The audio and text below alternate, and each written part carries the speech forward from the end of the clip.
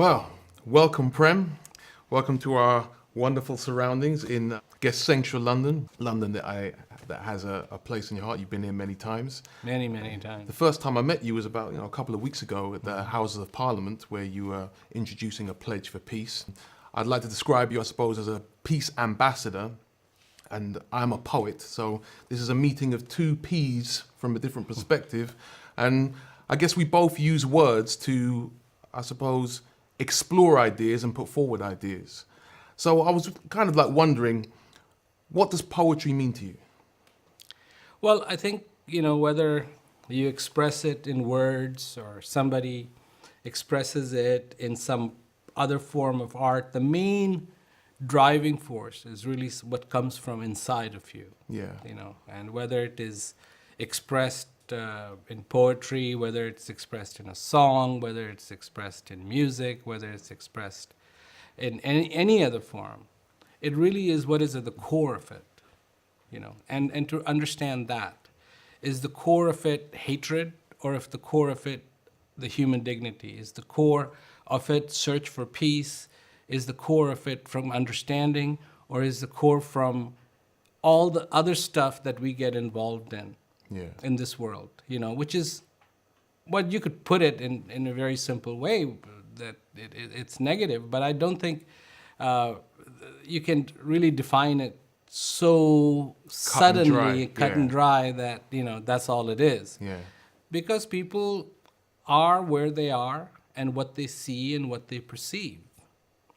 And when you understand that, for me, and I can say that I have talked to a lot of people about peace, and that if what you are saying isn't coming from that place where there is a respect for peace, where there is a fundamental understanding of what peace is, then of course what you're going to say is going to be a mishmash of things. Right. And that's just like reaching in the sky and hoping, you'd grab something nice. But how many people do have a core, solidified understanding of anything? Right? Because I think that what I find interesting is, like, I find poetry and art interesting when it is exploring, because it's coming from a point of almost the inquisitive mind, as opposed to the mind that is putting forward, this is how it is. And I think that there's always going to be that dynamic where you start off as a child, you then become an adult, and then if God allows you, you become an old man or an old woman, right? And you go through this journey whereby that which you thought you knew, you then revise it or you then reaffirm it. Well, to me, it's a question of every human being has a creative side. Every human being, in fact, has peace inside of them. Yeah. Now, whether they have been able to get in touch with it or not is a whole different thing. I mean, we sometimes can get very caught, how do you speak? How is it for you to speak in front of 200,000 people? And somebody may be very fascinated by that. Yeah. But I have seen that whatever you practice the most, you will get good at it. And I can tell you a story about that. Yeah. And then that's a cute little story. There was a guy, and what he used to do is go from village to village, town to town, exhibiting his mastery of archery. Right. So he would get the target up there and one arrow, and then the second arrow would split the first arrow, and he was good.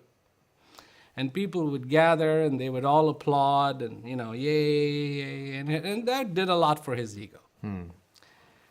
One day, there happened to be a guy who is also traveling, and he's an oil salesman. And this is from the old days.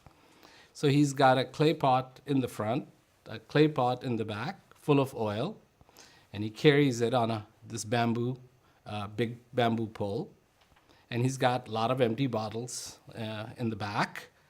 And he goes and he sits down at this exhibition hoping that there's so many people, somebody will buy his oil. Yeah. So the archer goes out there and shoots the arrow, and everybody's yay. And this guy, the oil salesman, in the very back of the crowd goes, it's only a matter of practice. The archer hears this, and this kind of disturbs him a little bit, but he's like, okay, I'll let it go.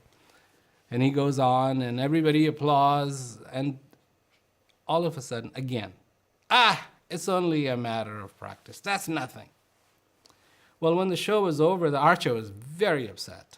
Very, very upset. Because this guy, every time, it would have been the occasion of him being recognized. Here comes a voice, it's nothing, it's just a matter of practice.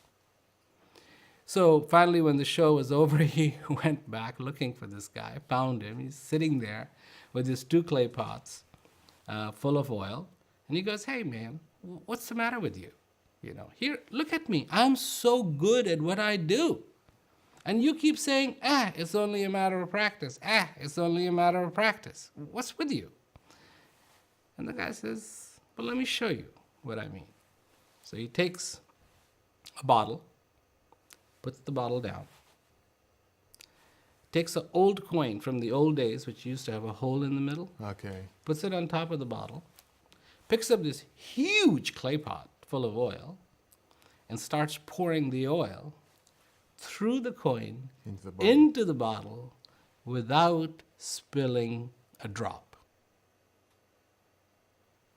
And he says, see, you practice archery, you're good at it. I practice this, I'm good at it. Would you like to try doing this?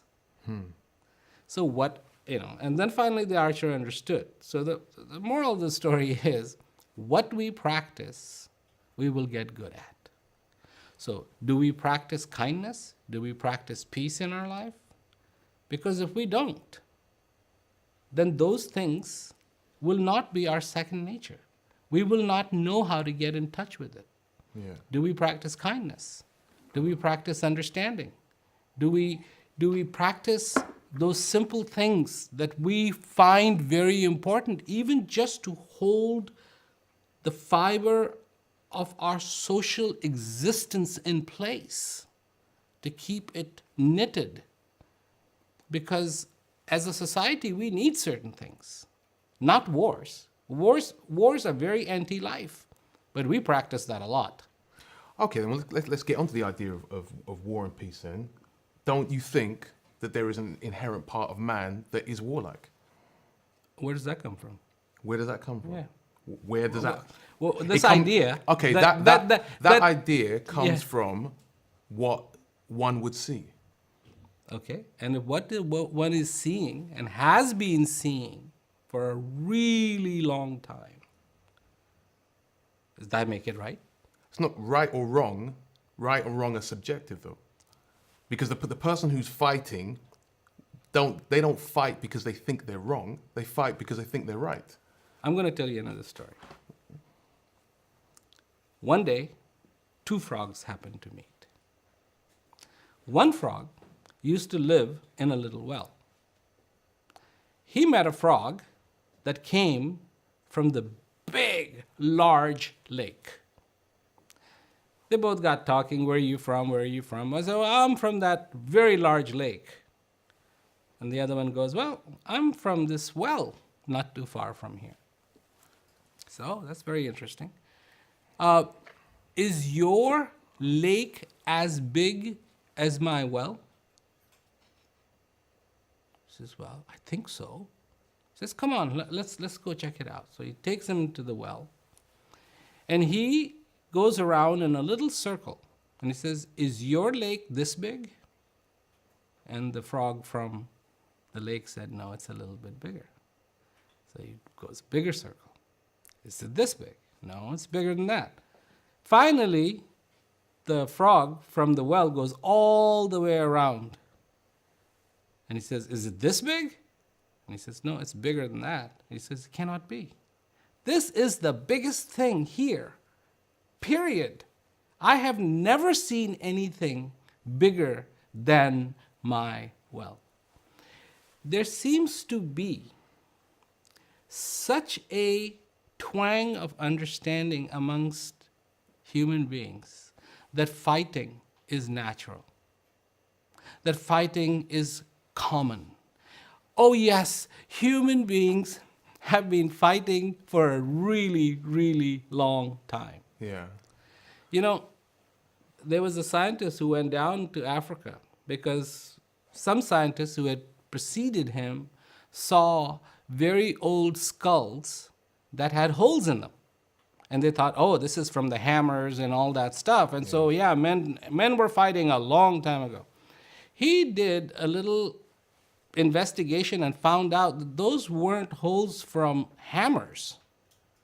Those were teeth marks from animals. Yeah. So somehow we have used our mental horsepower, I call it mental horsepower, to justify wars.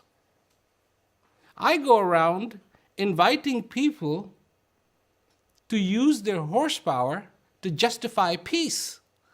Because this is what we need to be doing. We need to be having a conversation about peace, not writing it off, saying, well, yeah, human beings have been fighting for a long time. That doesn't make it right. Yeah, the idea of right and wrong is like, again, I can't get into that because obviously everything you would put forward, I agree with. And the reason why I'm coming at from this approach is because I see the art form that I use, which is poetry, and the poets that I admire are poets that promote peace. But I see them as it's almost trying to correct a way of thinking that man goes down. Do you know what I mean? But there's a part of me that I can understand the way of thinking that man goes down, because as much as I can admire the beautiful, wonderful words which would push me towards peace, there is also a part of me that is attracted to the ideas that push you towards war. And I think that the battle of man as he goes through his life, or she goes through her life, from the cradle to the grave, is that wrangling between these two opposing forces. And in some cases, peace wins. In some cases, war wins. And it is almost this never-ending wrangling of the soul. When you express your poetry, or I express what I have to express about peace, really all we're using is the medium of speech to evoke what's already there. Yeah. And that's the way it works. Let me read something to you. This is in fact an email that was sent to me by a person who is in Atlanta, Georgia, Men's Transitional Center. Okay. Transition Center. Now here's a person, and this is what his observations are after going through peace education program. Right. Every day we ignore the fact that we have the power to write our own story. Now, here's a person that I think if he stood at the wall of his prison and screamed this, nobody is going to listen to him. He sent it to me. Yeah. I find it profound because it evokes something inside of me. Wow, yeah. Every day, we ignore the fact that we have the power to write our own story.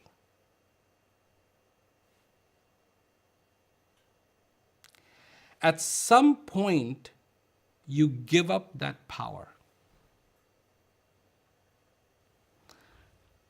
I am going to leave today with a more focused agenda to write my story day by day. Mm-hmm. When I read this, I found it very profound. For somebody to observe that we ignore the fact that we have the power to write our own story. And it's very interesting because, I have to agree with you that the common viewpoint out there is about this wrangling between peace and war, and sometimes the battles win and sometimes the peace wins. But what is the reality? The reality is that we have the power to write our own story. Of course, this means that we're going to have to be conscious about what we do, Yeah. not only as an individual, but as human race throughout the world. Is being unconscious so important to people that they will give up that power to write their own story, because the only way they can write their own story is if they were conscious of what they have been given, conscious of the fact that they're alive, to worship life. To worship life. I mean, it makes complete sense. Life would worship life. Life is all we got. A life is all we've got. This is what makes us happen. If we didn't have that, what would we be? Yeah. Nothing. And so, this is what we have to do through our poetry, through our words, is to evoke that sleeping giant inside each human being, Right. called the consciousness, called the understanding, that you are a human being. You get to write your own story. What are you writing? Because, I say many times, if you take a field, a fertile field, and abandon it, something is going to grow. It just is. It's going to be weed, it's going to be all the bad stuff that you don't want, but it'll grow. Or you can change that. A little effort will be required, but you can plant wheat, and wheat will grow. And it'll feed you. All that will grow all by itself isn't going to feed you. But this stuff that you do with a little bit of effort, with a little bit of consciousness, will make a big difference in your life. That life doesn't have to be this fight Right. between having peace and not having peace. Because, look, if you're thirsty,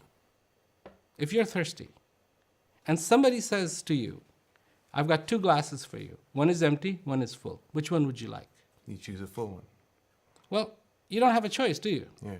Because you understand that you have a thirst. Every human being also has a thirst for peace.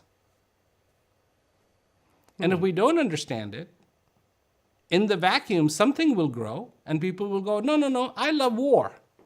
Well, excuse me, today things have changed. There used to be a day when if somebody wanted to fight, they had to be in the front.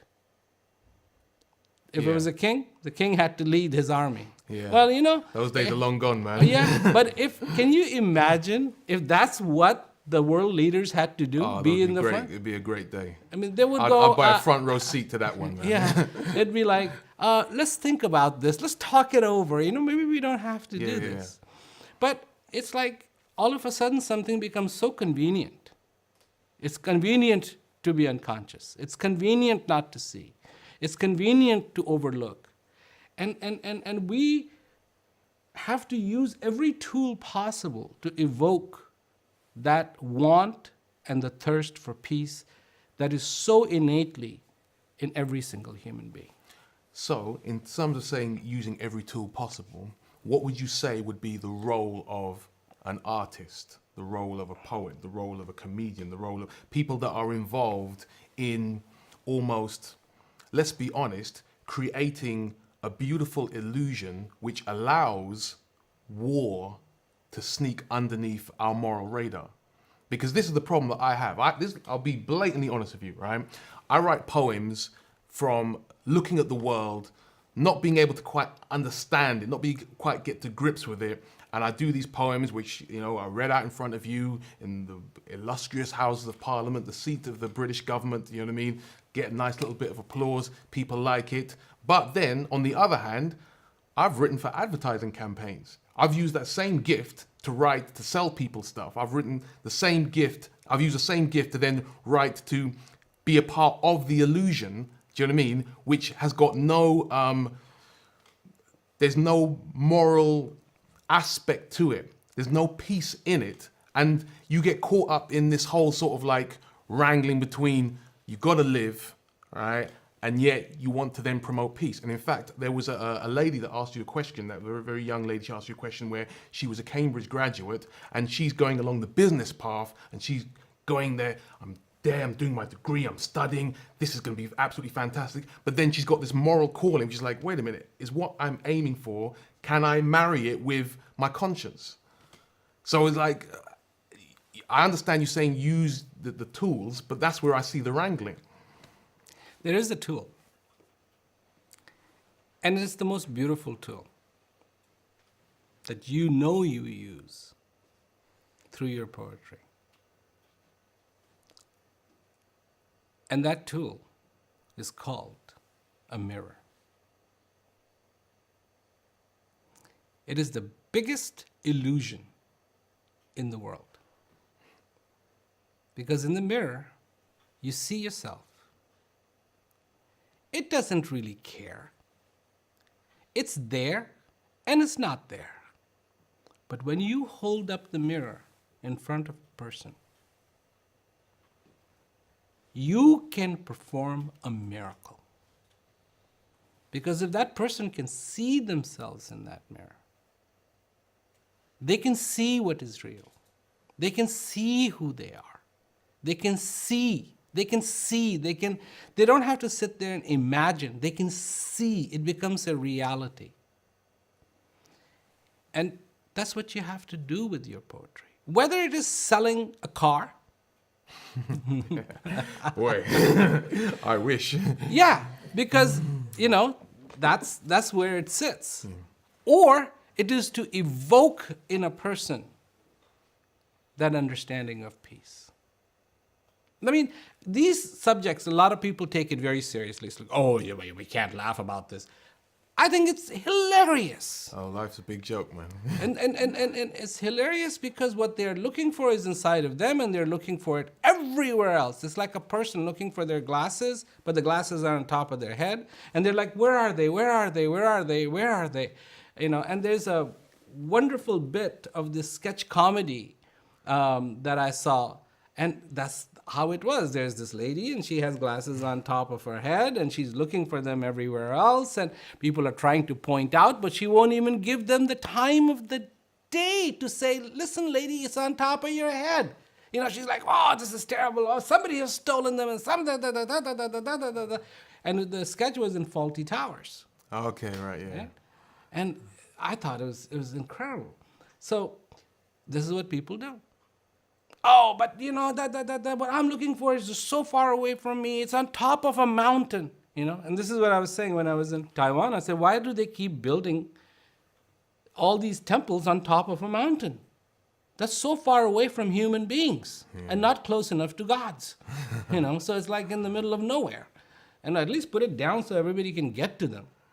But that's what happens. What we are looking for is inside of us. It is. Always has been, always will be. That's what Socrates said. Know thyself. Not know your neighbor, not know your uncle, not know your, boyfriend or girlfriend, but know thyself. Know yourself. Because what we're looking for is inside of us, but we get so caught up in explanations. And this is what a mirror does. When you have the possibility of having a mirror in front of you, you don't need to explain. Now you can see.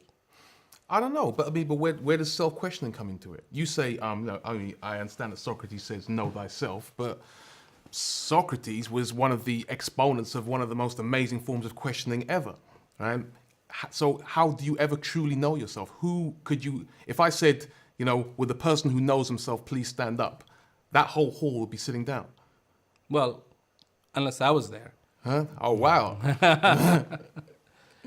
Because not knowing yourself is giving the questions the space they need to germinate.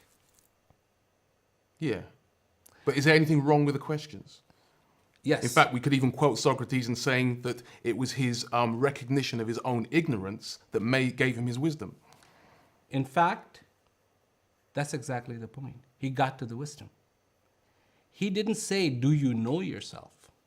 He said, know thyself. That's a definitive answer. If there's a question, that's an answer. The problem with the questions is only one. Questions in themselves are a powerful, powerful tool, providing they get you to the answer. If they don't get you to the answer, it's a dog chasing its tail, and it's no longer a powerful tool. You know, it's like if you lie there in the bed and wonder, is it 7:30 yet?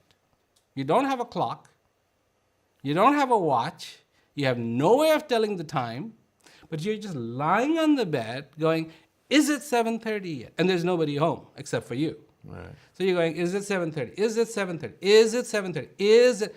Well, you can ask that all day long. Until the alarm goes off. No, there's no alarm. There's no clock. There's nothing. There's no reference. You can ask that question for 2 days. 48 hours you can ask, is it 7:30 yet? And you'll be right. You'll be right twice a day.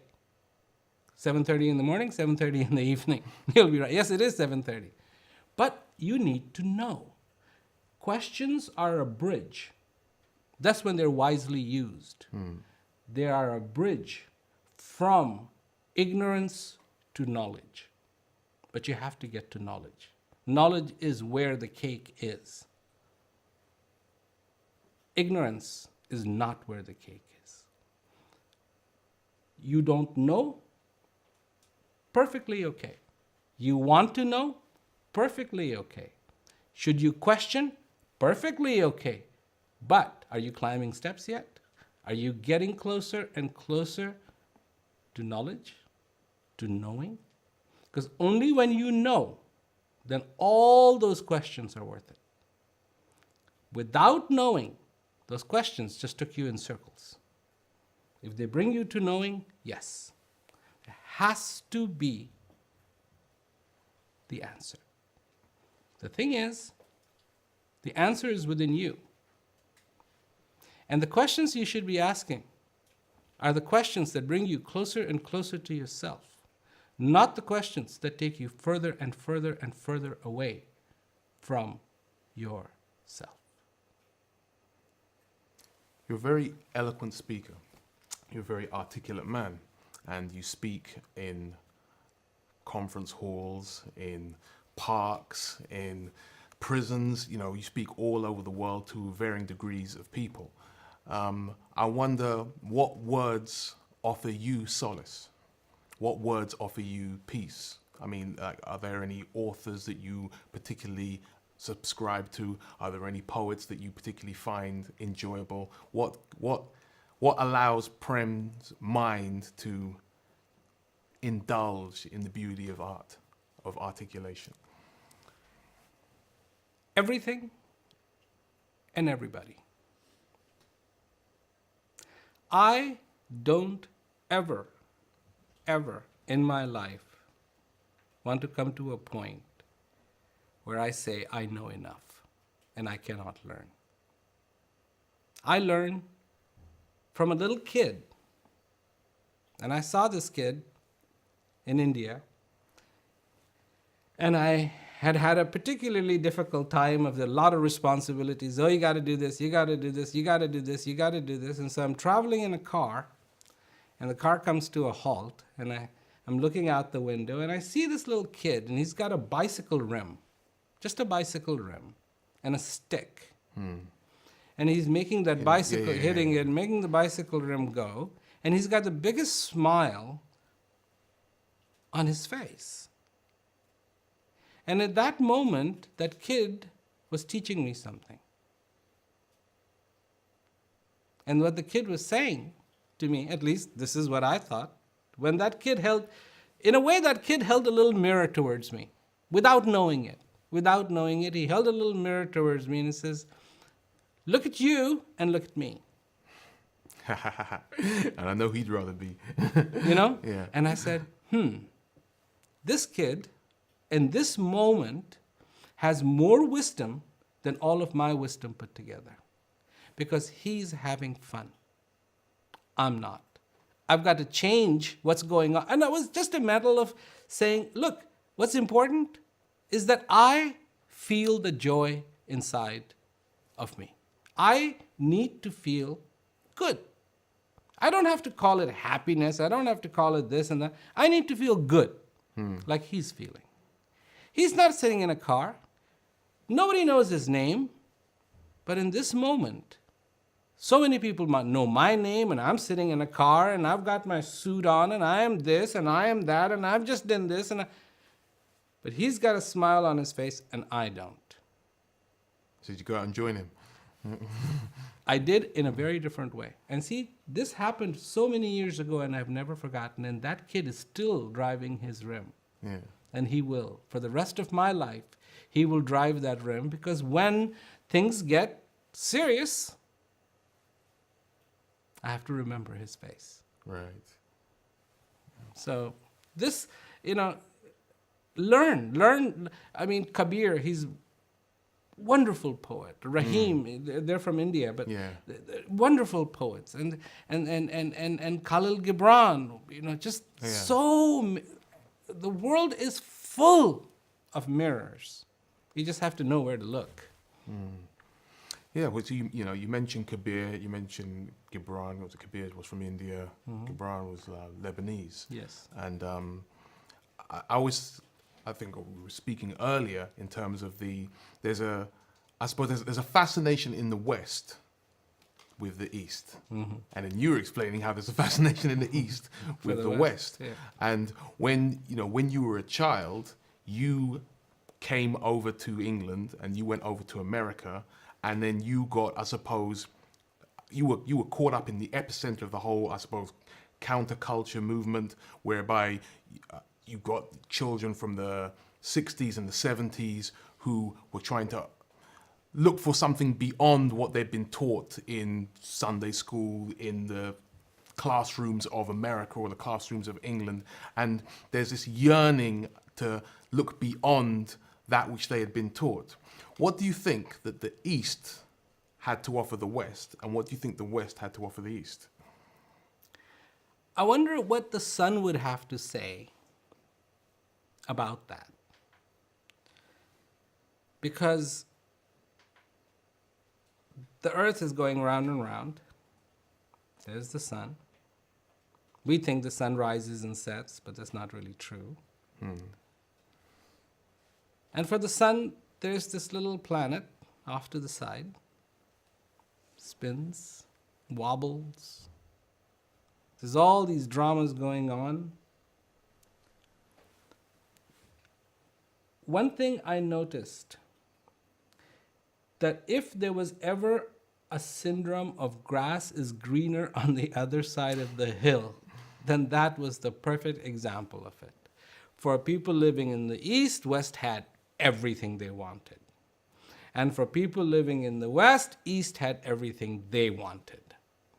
People were looking for substitute religions, people were looking for substitute cultures, some people were looking for, well, the West is no good, East has all this, and it's ta-ta-ta-ta-ta, and of course, more and more and more, and this was really funny. This is a few years back, somebody played a joke, and people got really ticked off. There was a temple of Krishna, and in that they had a statue of Krishna, and somebody went in there and put jeans on that statue. Right. Oh man, that is funny. It really flipped. So many people. I mean, some people just laughed. Yeah. But some people were like, "Oh my God, how could that? That's sacrilegious. How could you put jeans on Krishna?" Of course, if Krishna was alive today, he'd probably wear jeans. He'd look good in jeans. He would look good in anything. But the point of it is that people get caught in not seeing themselves, because there's nobody truly holding a mirror in front of them. They need to see themselves. That the beauty that they want to see in the East, or the beauty that they want to see in the West, is really the beauty that is inside of them. The wholeness and the completeness. It's not in the fragmenting of the society. It's not in saying, well, they have more answers, or they have more technology, or they have this, or they have that. No. What you really want is to have that little smile that the kid with the rim had. And that smile will come when there is a happiness inside of you. And it'll come from inside of you. And this is what I tried to do. A lot of things were put upon me. And it's like, okay, you've come from the East, so we expect you to do this, this, this, this, this. And I was like, no, none of those things, they don't work for the East. Why would they work for you? Right. But, and now you look at India, I mean, my God, India is like, you can't even recognize India sometimes. It's like, am I in India? Everything is so modern. Everybody's wearing Western clothes and, oh, okay. This is what they want. That's fine. But they're still human beings. They still go through the dramas. They still go through the traumas. They still go through all the ups and downs in life. Because don't forget, a human being is a human being, whether you live in the East or you live in the West or you live on the North or you live in the South. It has nothing to do with it. And the mirror, that what you're looking for, is inside of you. Not in the East, not in the West. Not in the wealth, not in the poverty. Not on the top of a mountain, not at the bottom of the mountain, but in you, just in you, is that feeling that you want. Within you is the wisdom. Within you is the answers to your question. Within you is that beauty. Within you is that peace that you need to see.